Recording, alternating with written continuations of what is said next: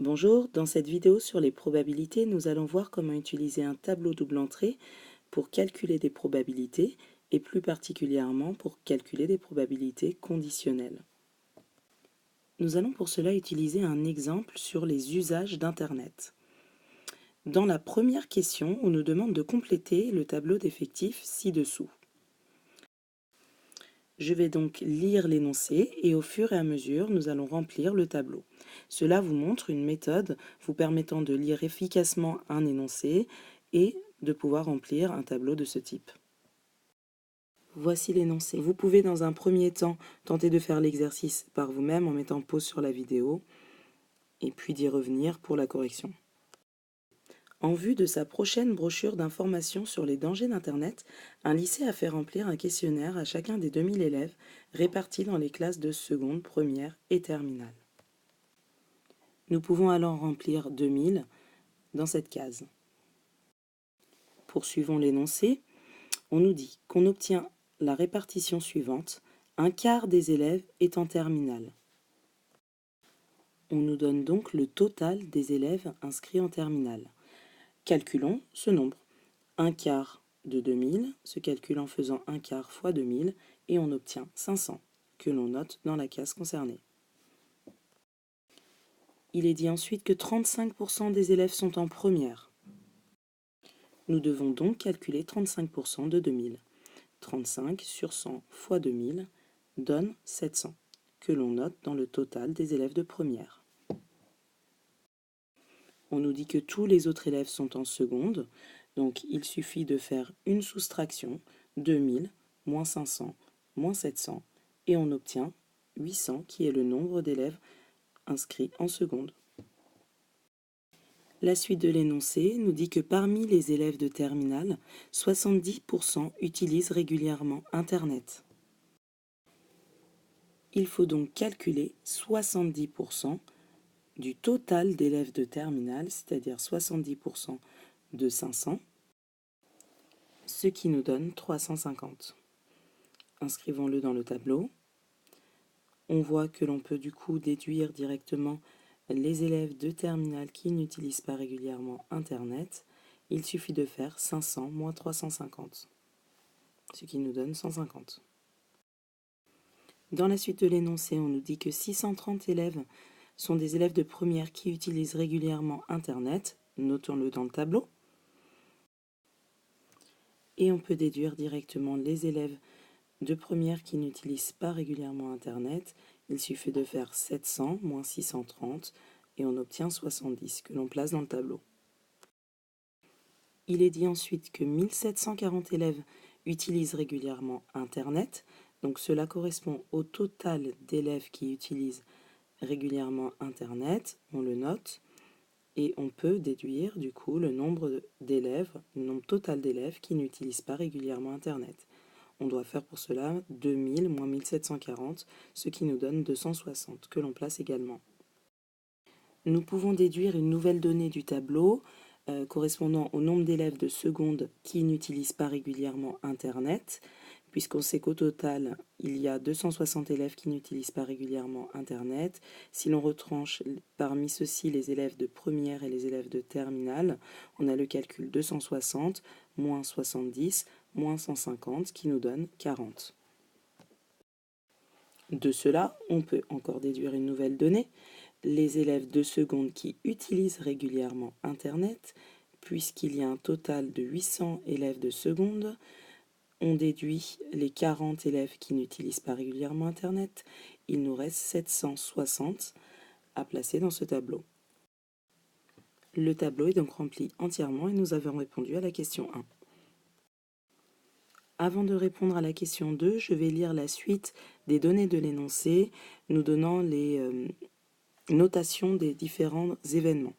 On choisit au hasard un questionnaire d'élèves, en supposant que ce choix se fait en situation d'équiprobabilité. On note. S, l'événement, le questionnaire est celui d'un élève en classe de seconde. E, l'événement, le questionnaire est celui d'un élève en classe de première. T, l'événement, le questionnaire est celui d'un élève en classe de terminale. Et enfin, I, l'événement, le questionnaire est celui d'un élève qui utilise régulièrement Internet. La question 2 nous demande de déterminer la probabilité d'obtenir le questionnaire d'un élève de seconde qui utilise régulièrement Internet. Pour répondre à cette question, il est important de faire une bonne interprétation et d'utiliser les bonnes notations mathématiques. L'événement, l'élève est en seconde et utilise régulièrement Internet se note S inter I. Nous allons donc calculer la probabilité de S inter I, P de S inter I. Pour la calculer, il faut donc faire le nombre d'élèves qui utilisent Internet et qui sont en classe de seconde, soit 760, que l'on divise par le nombre total d'élèves. Donc le calcul à faire est 760 sur 2000, ce qui nous donne 19 sur 50 ou 0,38. Pour la question 3, vous devez calculer la probabilité de I sachant T. On vous rappelle la notation P de I sachant T, qui se note comme indiqué, et interpréter ce résultat à l'aide d'une phrase. Encore une fois, il faut interpréter correctement la probabilité demandée. On nous demande la probabilité que l'élève utilise régulièrement Internet, sachant qu'il est en terminale. Donc, je ne vais pas utiliser la formule donnée sur les probabilités conditionnelles. Je vais simplement utiliser le tableau.